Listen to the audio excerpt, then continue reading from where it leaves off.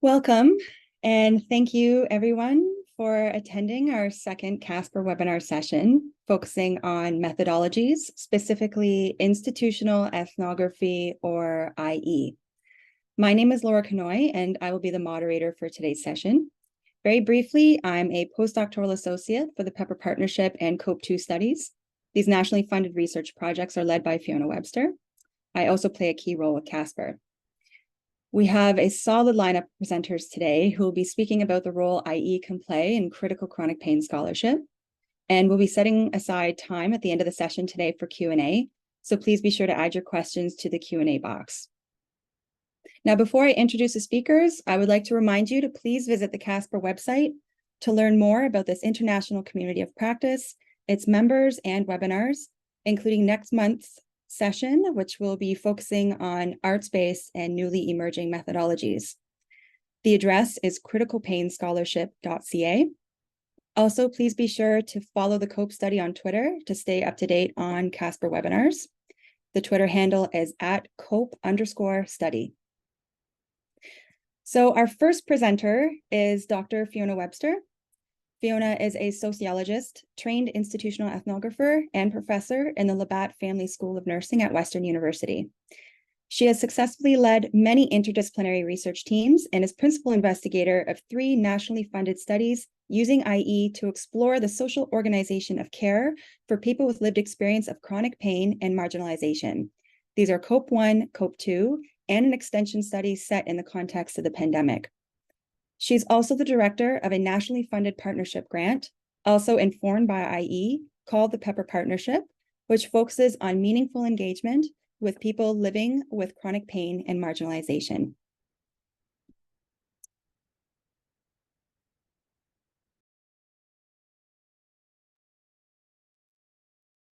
Thank you, Laura, for that introduction. So today I'm going to be starting off this session on institutional ethnography by speaking briefly about some key aspects of IE that I use in my own work, and then using at the end very quickly a current research study to demonstrate its application.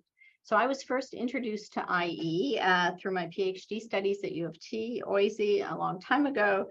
Dorothy Smith was my supervisor, but also a close mentor and friend over many years until her death last year. So institutional ethnography, or IE, is an approach to sociology introduced by feminist sociologist Dorothy Smith. And here on the slide is just a few of the many books that Smith wrote over her lifetime. IE is a way of researching people's experiences that begins in the standpoint of their lives and then seeks to understand how their experiences are hooked into the social systems in which they live. IE makes use of many of the same methods as other ethnographic or even qualitative approaches, so interviews, focus groups, observations, discourse analysis, but it differs quite significantly in its process of analysis. IE is grounded in the ontological belief that the social world is discoverable from within people's lives. In other words, social organization or ruling does not happen outside of people, but rather enters into and informs their experience, knowledge, and activity. And this provides an alternative to the highly theoretical interpretations found in the world of the world found in much sociology, and certainly much of the sociology at the time Smith was first developing this approach. So one of the important theoretical assumptions that Smith makes is that what she calls ruling in complex post-capitalist societies takes place through text. And so you will hear the term text-mediated society used frequently in IE studies. And text can refer to any report or document in material form, such as clinical practice guidelines, or in one of the studies that I did, CT scans. And these documents or texts become activated by those who use them in their work. Then the materiality of text is emphasized, as this enables replication that enters into and coordinates people's local activities with the translocal activities of people in different settings. And that's what activates the institutional and everyday experience. So rather than presenting abstract accounts of the world that are theoretical, researchers using an IE approach strive to explicate the social relations surrounding a specific phenomenon. And a major focus of IE research has been people's everyday lives as sites of interface between them and a vast network of institutional relations, discourses, and social processes. And that interface is IE's main object of interest. IE also emphasizes people's work and how, as I said earlier, it's coordinated with the work of others.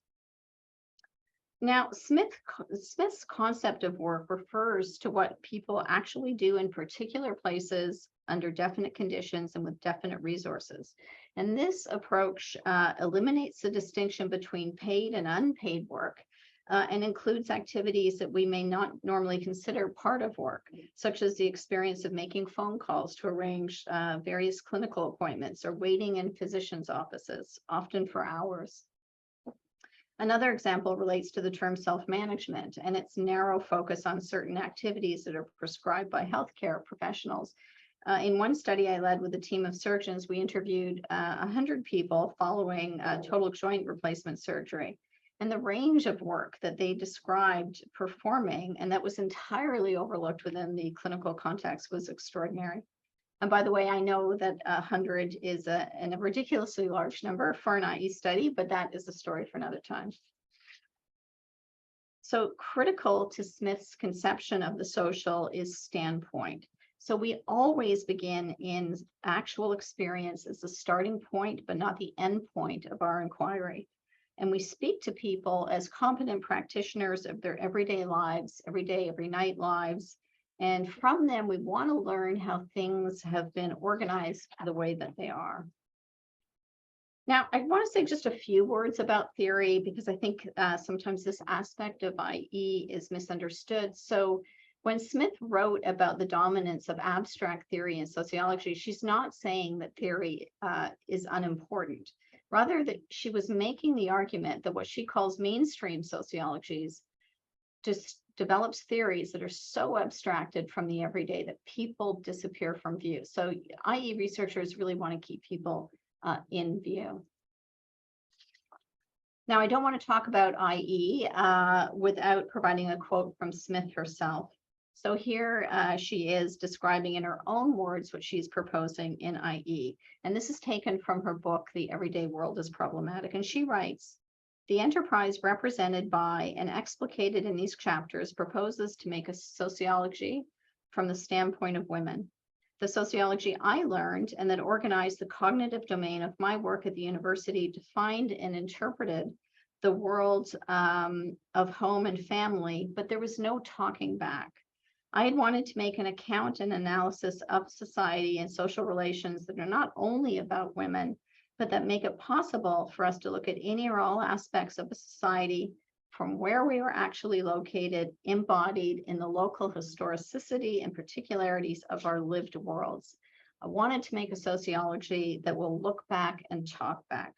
So the praxis underlying the approach is in evidence here, making a sociology that will look back and talk back. And that is, of course, what drives many of us doing critical scholarship. So keeping in mind then that there's no one way to conduct an IE, and that what I'm about to share and what I have been sharing represents my own understanding of the approach, here's just a brief summary of what I've said so far. That in an IE study, we always begin in the actual experiences of people's lives as a starting point to explore the social relations organizing their experiences, that we're looking for text that helps us understand the relations of ruling, that coordinate our activities with those of others, texts, and also discourse and other things. And this coordination is often invisible to people from within their own locations. So the IE researcher begins by identifying a problematic, largely discoverable through disjunctures, usually a series of disjunctures between ideological versions of reality and what actually happens. And the problematic that IE researchers use to sort of inform their analysis is not necessarily the same as what people describe as the problem facing them. So with all of that in mind, I will briefly introduce a recent study we undertook using IE. It arose out of a series of IE studies or IE-informed studies that we did looking at chronic pain from various standpoints including that of family physicians. And that work led us to take up the standpoint of people living with chronic pain and various forms of structural marginalization. So this is the reference for the study I'm going to talk about now. And also it provides the names of the wonderful interdisciplinary team that I work with and have worked with for quite some time. And that includes sociologists such as Leigha Comer, a medical anthropologist and nurse scientist, Craig Dale, the brilliant Craig Dale, who's speaking later on today, a pain psychologist, and several family physicians. Now, this is going to be a very whirlwind tour of our study, so please bear with me as I try to condense our work into just a few slides. So we spoke with 23 participants who had self-identified as living with chronic pain and were struggling to make ends meet. And our data collection focused on their health work, a term introduced by prominent IE researchers Eric Michalowski and Leigha McCoy. And when the work of people is not visible, the social relations or ruling relations in IE terms, informing their lives also becomes invisible, and they are viewed simply as unfortunate individuals. Now, I want to note that IE researchers typically follow sequences of action, with one informant's interview leading the way to the next or to a text for analysis. For example, an interview with a participant with chronic pain might lead to a conversation with a policymaker. In what I'm sharing today, I'm going to emphasize the discourse of suffering present in the literature that foregrounds the medical and compare this against people's descriptions of their daily work. As we move forward in our study, we're continuing to identify texts and discourses that are present in the language of participants' accounts and that provide clues as to the ruling relations informing their experiences. For example, the role of text in the form of the very complex and confusing applications participants describe having to fill out in order to receive social benefits was an example of how texts operate in people's lives. So what did we learn? I'm sharing here 4 aspects of work to sort of highlight what you can do with the concept of work in an IE study. And these were aspects of work that were required for people to navigate both their health and social lives. And these include the work of managing chronic pain alongside poverty and subsistence, the work of legitimizing their struggles when dealing with both health and social institutions, the work of adhering to biomedical models, and the work of navigating multiple, often ill-fitting diagnoses. So drawing on IE's expanded notion of work allowed us to explicate how chronic pain and the experience of marginalization presented not just as medical or personal, but rather as political. And in doing that, we were able to address the social and material injuries so that people sustain by and through existing inequitable systems and structures. So by rethinking chronic pain self-management, a situated health work comprised of a range of strategies that inevitably link people to institutions, our findings call attention to the effort involved in managing both chronic pain and marginalization. Rather than individual acts of rational choice, such as taking medication as prescribed, health work is often hemmed in and shaped by extended social networks and structural constraints. In the accounts participants shared with us, they position chronic pain as one additional difficulty in a life that is already defined by health and social complexities. So rather like a knot, the challenges in one aspect of their lives cannot be separated from challenges in another. And so we suggest that the term chronic struggle better characterizes this knot than the term suffering. And we define chronic struggle as a situated experience of chronic pain and marginalization that is dialogic, material, and informs the subjectivity of those living with it without privileging or ignoring the medical aspects of their experience. So thank you for your attention, and I will now turn the session back over to the rest of our fantastic speakers today. For those of you interested in our full analysis or in our other studies or in any of Smith's work, I'd be happy to provide references. Thank you so much, Fiona. So our next speaker is Dr. Leigha Comer. Leigha is a postdoctoral researcher at Western University in the Arthur Labatt Family School of Nursing. Her research is largely qualitative and ethnographic in nature and focuses on chronic pain, opioid use, and the organization of care for chronic illness. She is also involved in public health research on topics including digital health surveillance, infectious disease spread, and public health intervention research. Thank you, Leigha.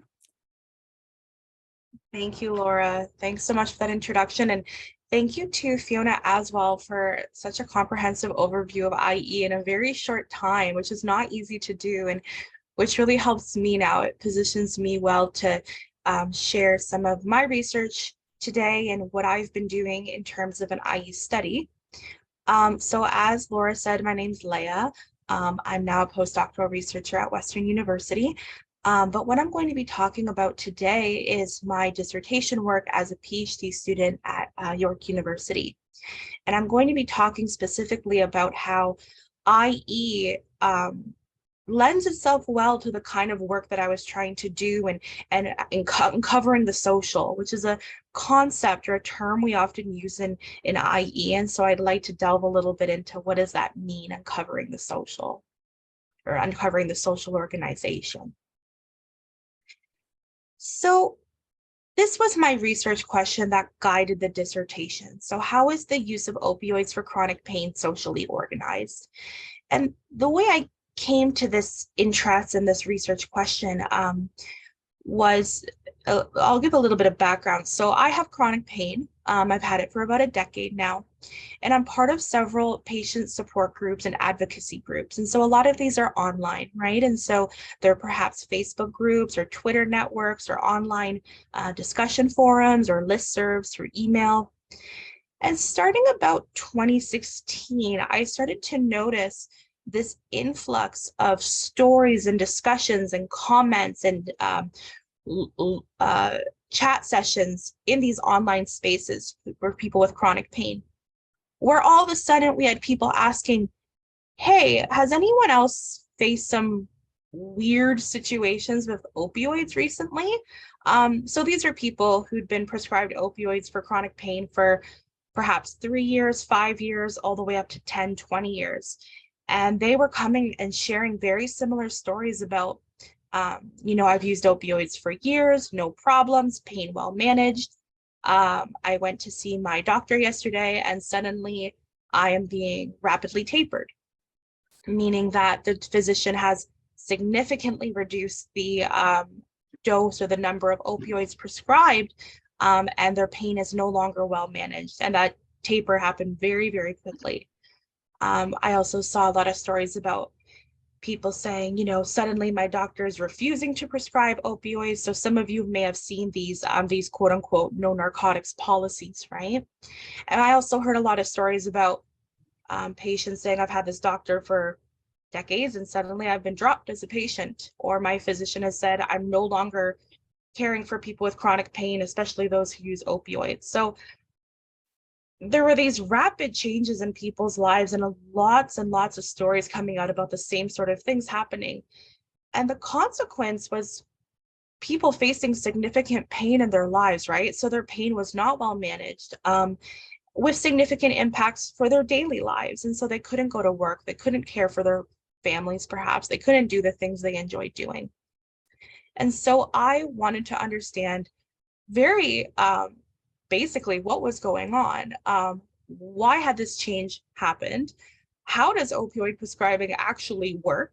And so I focused specifically on the province of Ontario in Canada because I already had so much data there, like there was already so much happening, but I wanted to focus on a specific province in Canada. And I just wanted to know, how does it work? What's happening? And in doing so, can we find some places for potential intervention to change things, to perhaps figure out what's happening and how can we change it for the better to improve people's lives? And that's where IE lends itself quite well, I think, to this kind of inquiry. And so in contrast to other forms of ethnography, we can see in the name, right, institutional ethnography is an ethnography of an institution. But what does that mean, right? Like we say the word so often, IE, but how do you conduct an ethnographic study of an institution? And from my understanding, and the way I've proceeded has been recognizing that although my interest and where I'm starting from, as Fiona said, that standpoint is people with chronic pain, as well as those who provide pain care, right? So physicians who diagnose chronic pain, who prescribe opioids, they're not actually the object of study. And that can take a little bit to wrap our brain around, right? That's a little bit of a shift, certainly epistemologically, right? So they're not the object of study. What's actually the object of study is the institution, or are the institutions in which they work and live. So I'm not perhaps so interested in something a phenomenologist, for example, might be interested in, of what do people think? What are their beliefs? What are their opinions? Instead, I'm starting at their standpoint, their everyday life, to then map out this institution and see how it works. And I'll give a more concrete example of that in just a moment. Now, when we talk about institution or the institution in IE, it's a very particular understanding. So it's not a brick and mortar building. So if I say, for example, I'm looking at this institution of opioid prescribing or the relations of opioid prescribing, I'm not looking at, a hospital or a network of hospitals or even a network of hospitals and pharmacies and clinicians' offices, right? Instead, and this is what Fiona, I think, summarized so beautifully, is we're looking at institutions as complexes that coordinate people's work and lives. And so a little bit of a spoiler for what I found in the study, but if I think, for example, of people with chronic pain, their lives were being radically shifted in many ways, but often by people they'd never met. And so, for example, one of the things I found in the study is that physicians were very much changing their prescribing patterns based on the publication of new opioid prescribing guidelines. But the people who wrote the guideline, the people who funded the guideline, the physicians implementing the guideline, the medical college publicizing the guideline, there's people doing these things across different times and different spaces, perhaps across the country or even outside the country, who are never going to be known to these people with chronic pain, whose lives that they impact, right? And so this really keeps the person in focus. We recognize that institutions are not just these things out there, these like really tenuous, hard to understand, perhaps structures existing above or beyond us. Institutions are made by people, they're produced by people. People's everyday activities produce institutions. And so if we think of healthcare, for example, it's not this contained, material. It is material, but it's not this brick and mortar building. It's so much more than that, right? And so one of our goals is to help people to see those glimpses of the ruling relations that organize their lives. And that's what we mean by uncovering the social. And so when I'm, interviewing somebody, I'm going to be looking for instances in the interview where I can see glimpses of these connections between them and other people, or these connections between their work and other people's work. And so for this interview, I interviewed 20 people with chronic pain and then 21 healthcare providers. And that proceeded ethnographically, right? And so I interviewed a couple of people with chronic pain. And from those interviews, I saw they'd mentioned physicians a lot. They'd mentioned particular kinds of specialists a lot. They'd mentioned pharmacists a lot. And so as ethnographies typically proceed, I then went on from interviewing people with chronic pain to interviewing physicians, specialists. Those people then pointed me to other people who I'd then interview and so on. And so what I've done here is I've given an excerpt of an interview that I conducted with a rheumatologist. And to be clear, I'm hardly the IE interview expert by any stretch. But I just want to give an excerpt because I think this is maybe a concrete way of showing what we mean when we say in IE, we're uncovering the social, because I've highlighted in this little excerpt where my eye goes or where my mind goes or where my interest is picked a little bit. So both within the interview and then also later when I'm analyzing the interview to see what's my next step, what do I need to figure out next, almost like a puzzle. And so I'll read this really quickly. So I asked this rheumatologist, how do you decide to start that process of prescribing opioids? And he said, well, if they've, meaning patients, if they've got a history of addiction, for sure they're not a candidate. And if they are mentally concerning, then we'd be cautious. And so that doesn't actually tell me a whole lot, right? Like, this is what we call an IE, an institutional capture or institutional discourse. Like, telling me history of addiction or mentally concerning, that doesn't really tell me what people are actually doing. It's interesting, but I want to dig deeper. And so I say, okay, well, how would you assess that mentally concerning? And he said, well, I'd look at if they're depressed or, mentally not well. And again, that doesn't tell me much. So I'm saying, what exactly would that look like? And then he says, so these patients, some of them come from another doctor. So I would get some kind of report, something in the referral, maybe saying they aren't well or they have a history of depression. So now I'm getting something. I know that there's one other doctor involved here. I know that there's some kind of report. I know that there's a referral happening, and they're looking for this thing called history of depression. And then I ask, in history of depression, for example, how is that determined? And he says, well, that isn't my domain. So the GP typically would have used some kind of screening tool, or the patient would have seen a psychologist. But it's important for us to know because, for example, depression is a contraindication for opioid use. And to be clear, like, I go back to all these things. What's that screening tool? Why isn't it your domain? Like, I open all those. But for now, I'm asking, and according to who is depression a contraindication? And he says, well, for one thing, the prescribing guidelines for my licensing college. So I've put together here kind of the basic mental map that started emerging for me. And I would draw many, many of these and keep expanding them, right? As I did interviews. And so if we look here, we have this person with chronic pain, right? And from what I'm hearing, there's a referral down here happening from the general practitioner to the rheumatologist. And so I'd already learned from other interviews that this is typically how it happened. The person with chronic pain would go to the GP, and the GP would refer them to a rheumatologist. That's why I was interviewing rheumatologists, because I'd heard that they'd been involved in this way. But I have a lot of questions here, right? So the rheumatologist is saying that they're diagnosing, they're caring for the person with chronic pain, they're prescribing opioids. How does that take place? How is the person with chronic pain navigating this relationship? This referral that the rheumatologist is saying, they get in this information, a referral. What does that look like? How do physicians know what to write in it? How is it sent? Like, how do they get from one place to another? And then I'm looking at that mention of screening for depression. What does that mean? What does that look like? What is that screening tool?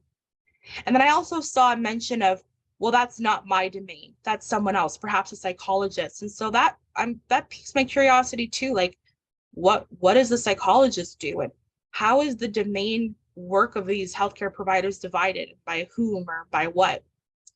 And then over here, these were two of the most important things that I was hearing. And a lot of our interview went on to focus on that. The rheumatologist mentions an opioid prescribing guidelines. So like Fiona said, this text, right? And I want to know then, who wrote it? How was it created? What does it say? How is it used? And then the rheumatologist also said, my licensing college. So I want to know, what college is that? Do they regulate opioid prescribing, and how? So what's that relationship there? And then, for example, in this study, I went on to interview people who work at the medical college. I went on to interview and read people who wrote the prescribing guideline, the creators of the guideline, people who funded the guideline. I asked doctors, how do they implement the guideline into their practice? And what's important to note here is these are not as particular individuals. So it's not like I interviewed a person of chronic pain and then said, hey, can I interview your rheumatologist? Can I interview your GP? It's more as these people doing the standardized work within this institution. So it doesn't have to be that particular rheumatologist, right? It's someone who works within that role and does that kind of work within this, with that node, you could say. And so this is just a summary of how that started to come out. And there were many more nodes than this. There were many more relations than this. But as you can see, I started with people with chronic pain. They pointed me to GPs and specialists. From them, I started to learn about the guideline, medical regulatory colleges, and then it would continue to open up, right? Until as the researcher, you feel like you can make a stop at some point. A stop has to be made, right? And then that gives us a good mapping of what's happening, how does this world work, and how can we intervene? And so that's everything I have. Thank you very much. If you want to keep in touch, this is my contact information here. Otherwise, again, thank you. And I will turn back to Laura. Thanks so much, Leigha. That was a great presentation. Our final speaker is Dr. Craig Dale. Craig is an associate professor at the Lawrence S. Bloomberg Faculty of Nursing at the University of Toronto, scientist at the Torrey Trauma Program, Sunnybrook Health Sciences Center, editor for the Journal of Advanced Nursing, and co-chair of the Education Subcommittee of the University of Toronto Center for the Study of Pain. He has 29 years of clinical nursing experience and Canadian specialty certification in adult critical care. His research employs qualitative and mixed methods approaches to explore and improve fundamental care for ventilator-assisted patients, including pain management, oral health, communication, and transitions in care. Thanks, Craig. Thanks very much for the introduction, Laura. Good day to everybody from all over the world. Thanks for the opportunity to join this CASPR webinar as a presenter. Today, I'll talk about a line of inquiry which began in my doctoral studies, wherein I had been following the discursive and material turn away from the fundamental care of patients in hospital, and in particular, pain. Through institutional ethnography, I've been tracing the organization of nurses' work and attention towards a larger institutional concern about healthcare efficiencies, in this case, what I'm calling the bottom line. As a note of caution, some of the images that I brought into this presentation may be disturbing, so please take care. So as a point of orientation, my presentation comprises a central thesis or an argument that I've been advancing about managerialism in one aspect of my research.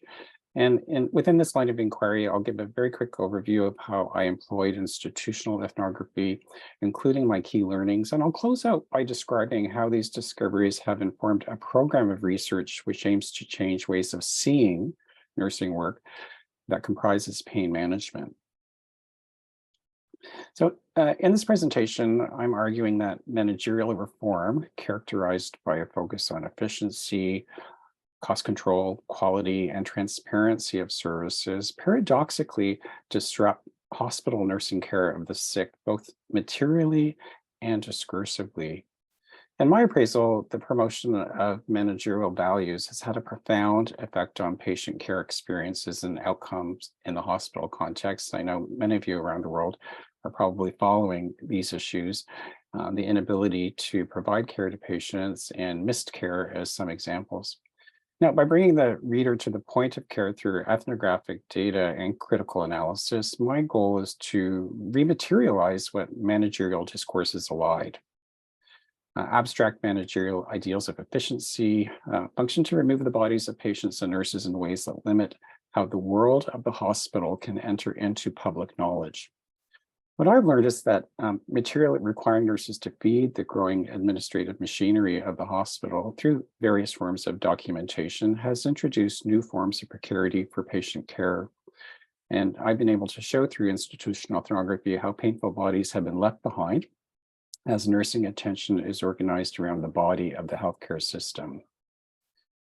As Laura said, I've been nursing for about 29 years, and much of that time spent in adult intensive care settings. Hospital-based nurses are uniquely accountable to all sorts of preventative and palliative care, something we used to call nursing hygiene, which includes pain management. This places nurses in direct contact with people who are seriously ill and suffering. Despite the importance and scale of this work, much of it is concealed from public view, and I don't believe people think much about it until they need it. Proactive pain management has become increasingly important, as we now know that up to 50% of ICU patients experience pain at rest and during commonly performed procedures, simply, things like repositioning in bed.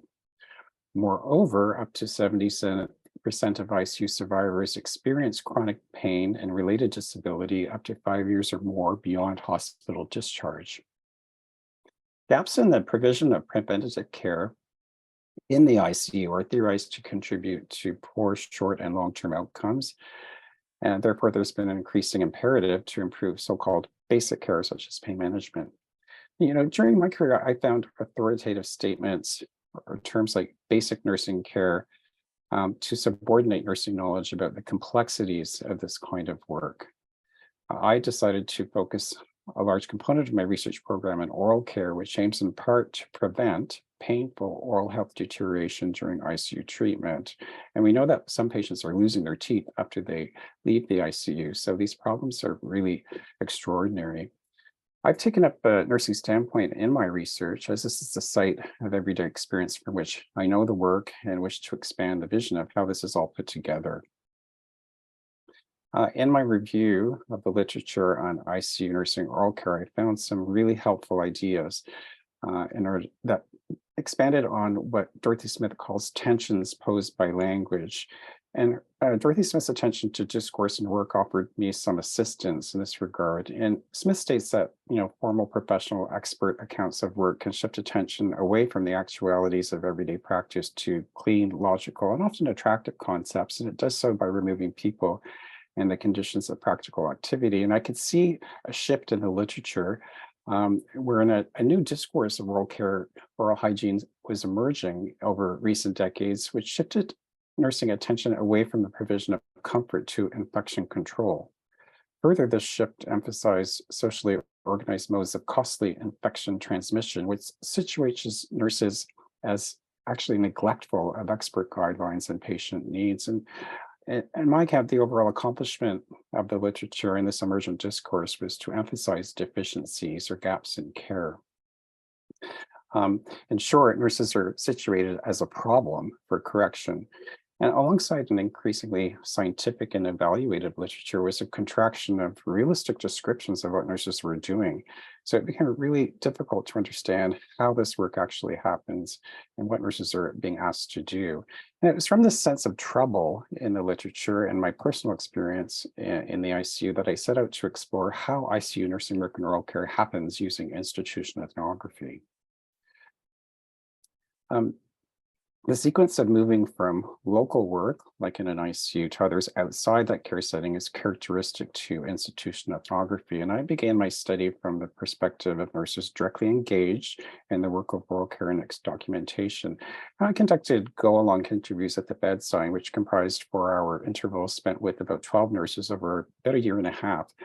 And I was observing and asking questions about what they were doing in real time, and kind of questions like, what needs to happen now? What are you doing? How do you know how to do that? And what needs to happen next?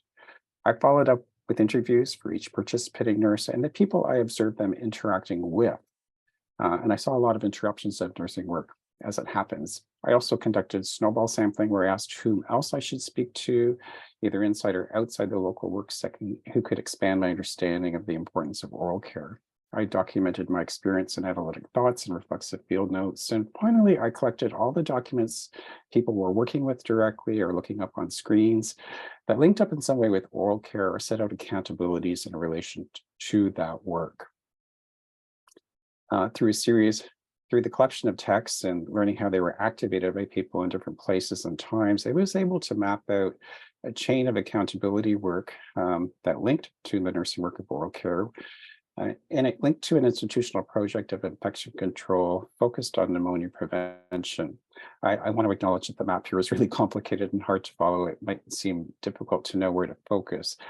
However, what I want to say is it delineates an ideological circuit of extra-local administrative concerns that gear into the local ICU work setting through documents with concepts about what's important to get done. And it sustains a recurring focus on the prevention of costly infections away from pain. So the penultimate goal, for example, in the bar graph that you see circled here is to transform care into numerical forms of knowledge, which is really a preferential mode of seeing and knowing and intervening in hospital administration and governance. And what I saw is that ICU nurses are assigned real-time duties to facilitate the collection and transformation of information in numerous forms into numerical data. This means their time, attention is directed away from patients in pain.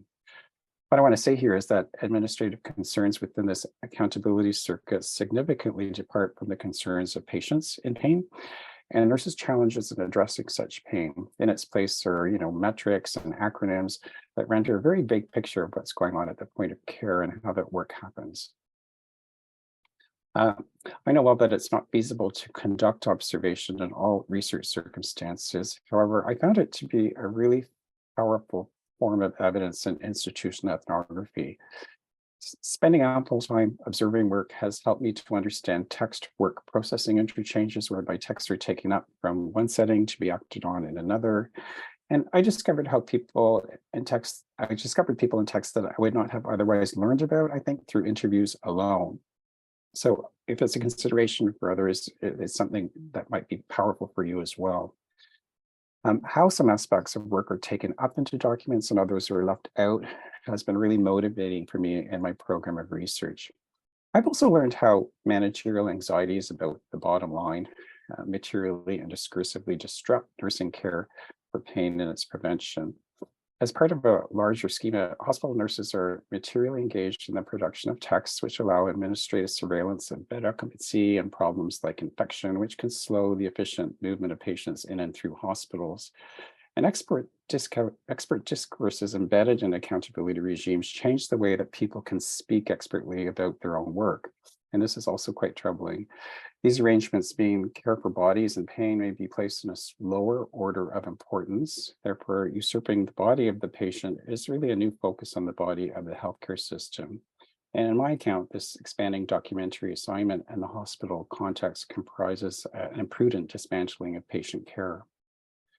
Because dominant managerial ways of seeing leave so much out of the account about oral care and pain, I've invested significant time correcting this imbalance through a program of research that's committed to a better understanding of nursing work and pain at the point of care. And some studies have explored patient, family, and nurse experiences of oral care provision using video, photography, and interviews. And in these studies, I've sought to recenter people and their pain so that they are not abstracted or obscured in dominant accounts. As a counterpoint to statements that nurses are neglectful or lack skill, I've been able to amplify their knowledge, skill, and creativity at the point of care. I've learned more about ICU patients who frequently cannot self-report pain, and in response have validated a tool to detect procedural pain in patients unable to speak. And this work directly engaged ICU patients and comprised significant observation and confirmation of their pain during all procedures. And finally, I've also developed and evaluated a new oral care regimen to prevent painful oral health deteriorations that both patients and families have said is a priority for improvement. So in a nutshell, that's what I've been doing in response to my ethnographic observation and use of IE, and I'd be very happy to take your questions. So thank you very much. Thank you so much, Craig. I'm going to also invite Fiona and Leigha to turn on their cameras, as we'll now be opening up to questions from the audience. And just a reminder to please put your questions in the Q&A box, or we also have the option for you to ask a live question. Just simply click on raise your hand and you'll be able to ask the presenters. And so I think as we're waiting for questions to come in, I do have one question set aside for all of you today. What words of wisdom would you give to those critical chronic pain researchers who are interested in starting a study using IE?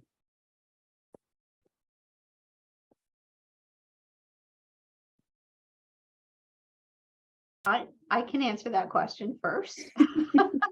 I would suggest, first and foremost, connecting with other IE researchers. So IE has a really wonderful and international community of researchers, and I think that's probably one of the best ways to start learning about it is to talk to other IE practitioners. I agree with Fiona. I think it's really important when you're working in a critical domain to have a group of people that you speak with regularly, particularly when you're collecting data. I think it's also important to understand theory. That was a big learning curve for me, and a lot of critical social ideas about the world are slippery, And so I think having practical examples from your network and being able to stabilize those definitions can be really helpful in their application in terms of how you see things in the field and how you can talk about them in your work productively. Yeah, I absolutely agree with Craig and Fiona. And to that point, I think perhaps not exclusive to IE, but because in some ways it can be so different from other forms of ethnography, for example, making sure that when you set out to do a study that your data collection aligns with your analysis and the analysis aligns with how you're going to write it up, because so often perhaps we start in IE, so we, our data collection is interviews or observation, and it's very much in people's standpoint. But then when it gets to analysis, perhaps we might use forms of analysis like phenomenological, grounded theory. They're not really suited to IE, and so that can derail a little bit. It's something I think is super common, and I've done plenty and had to be redirected again, like Fiona and Craig said, by someone who has experience and can notice that you're doing those things. Interesting. Okay, and we're still waiting for questions to come in. There is a second question as well that I would also like to ask all of you. What is the most interesting thing you learned from your IE study?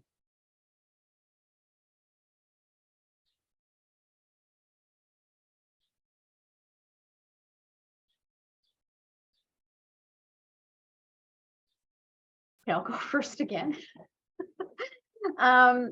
Well, there's so many things I've learned from the various IE studies I've done. From the one I was talking about today, chronic struggle, I do think the forms of work that people are engaged in to manage their lives is extraordinary. And there were so many things that people were doing or having to do and having to deal with that I had no awareness of, and certainly could have no knowledge of just through the literature. So so that was, I think, a big learning for me.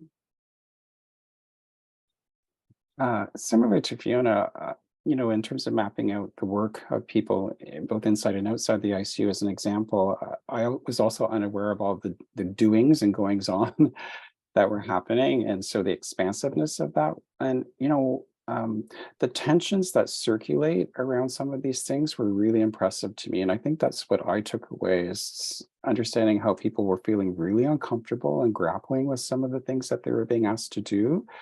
And that the tensions that circulate are fascinating, particularly in health and illness. And so that's what I took away as something to pay attention to. That's where something is happening, and there needs to be, as Leigha was talking about, an intervention. Like, we have to be able to change that, because often people are negatively positioned relative to some kind of ideology or best idea of what to do. And that just creates so many problems. So that was my big takeaway. For myself, I think when I went to the study, and this is what's another great thing about IE, is a lot of the people with chronic pain I was just speaking to or interviewing, they had these suppositions or hypotheses about why they suddenly lost access to opioids, or they were being tapered. And, doctors don't like people with chronic pain, or they're just tired of us, or they hate us, or whatever. And actually, when you look at how things are actually unfolding, the doctors are incredibly conflicted about having to do this, but they felt that if they did not taper, they might lose their license to practice. They might be investigated. They might, face disciplinary measures. And so often it's a little bit simplistic to say, it's just that a group of people are evil or don't care, right? It's quite a bit more complicated than that. Mm-hmm. Wonderful, thank you. So we have a few questions that have come in, and I'm just going to work my way down. Thank you for all of these terrific presentations. Craig, I find your focus on managerialization so valuable and resonant with some of my own research. I'm wondering if you could talk a bit about why the cost of infection prevention is more visible or prioritized administratively or in the healthcare financing system than the costs related to undertreated pain and the development of chronic pain and disability. That's a terrific question, Jane. Thank you. And so, as I understand it, you're asking about why the cost of infections, for one example, is so much more prevalent than the costs related, human financial costs related to pain. And I think these are trends that circulate over time. And if you look at the external websites of any hospital, as an example, you're going to see some mandated metrics, reported indicators, quality indicators.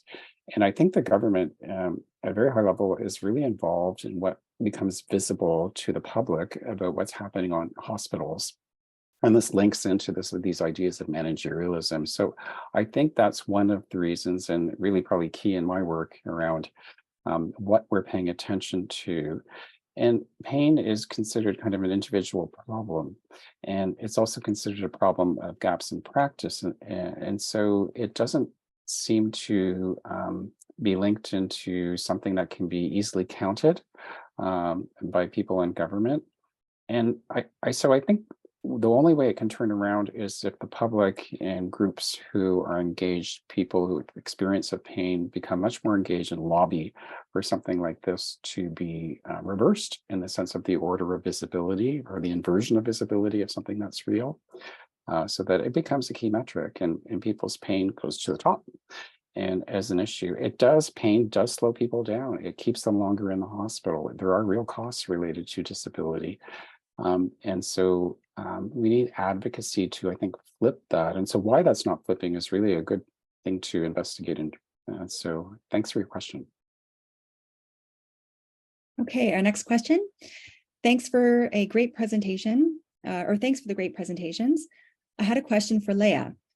If you could please comment on what you have heard from the patients about their experience associated with chronic pain and opioid use disorder that led you to connecting with / interviewing their primary care providers.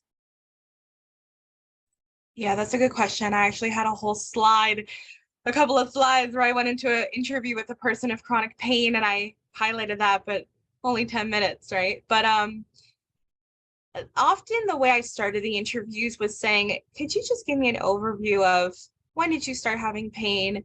How long has it been? What kind of pain is it? And bring me to the present moment.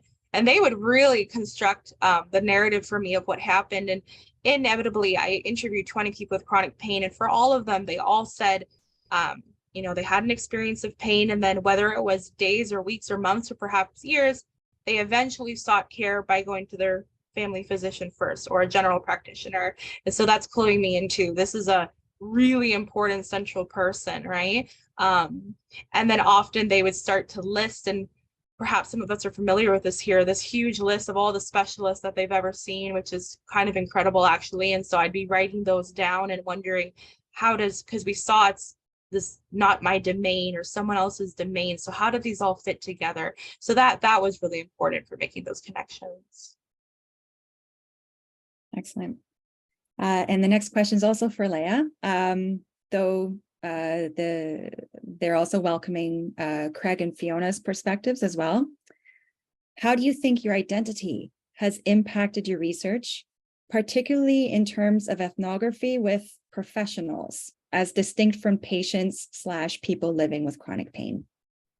Yeah, again, such a great question. And it's been, it's affected me in different ways, I think. I think that in terms of interviewing physicians, my identity as someone with chronic pain, but also as a sociologist, could sometimes make physicians feel a little bit defensive because they're worried that critical means I'm going to come in and say, everything you're doing is terrible, right? And there's been this antagonism in recent years between chronic pain advocacy groups and physicians. And so really trying to position myself as, I'm not here, first of all, to individually judge or critique. I'm not trying to quote unquote play sides, right? I just want to understand what's happening. And I had a lot of empathy actually for the physicians. And then in terms of as someone with chronic pain, I had to be very careful because I've been through appointments, like for example, with a rheumatologist. I've done all of these things, right? And so it was very difficult sometimes for me if the rheumatologist just said, I made a diagnosis. I'd be like, okay, yeah, been through that. I had to stop myself and say, okay, I've had an experience of one person. I need to ask them, so what does that mean to make a diagnosis, and what does that look like? Because I might think I know, but perhaps I don't. So catching myself where I thought I could fill in the blanks, but not necessarily, right? Maybe I can just add to that, Leigha. So I've interviewed a fair amount of physicians over many years, and I think it requires a different strategy. There's different power dynamics, for example. And so a couple of the strategies that I've learned to draw on is always asking them to sort of move them beyond the professional discourse, is to ask for examples. So it's like an interview that's constantly saying, can you give me an example? Can you work me through an example? And then also trying to build into the fact that they're used to explaining things to trainees all the time. So, you know, I have often asked questions that way, like, if I was a trainee, how would you explain this to me? And sort of, again, just whatever you can do to shift them out of that way of speaking that masks what actually happens. And just for point of clarity, I'm sorry I didn't introduce myself as somebody who lives with chronic pain. I've had chronic back pain since I was a teenager. And so that does shape how I think about pain and interact with people. But in terms of professional interactions, I think what I have found really important is to listen for when people are speaking in jargon. And Fiona's touched on this, because we can assume that we share the same understanding, but I've learned that that's not often true when I'm speaking, for example, to another nurse.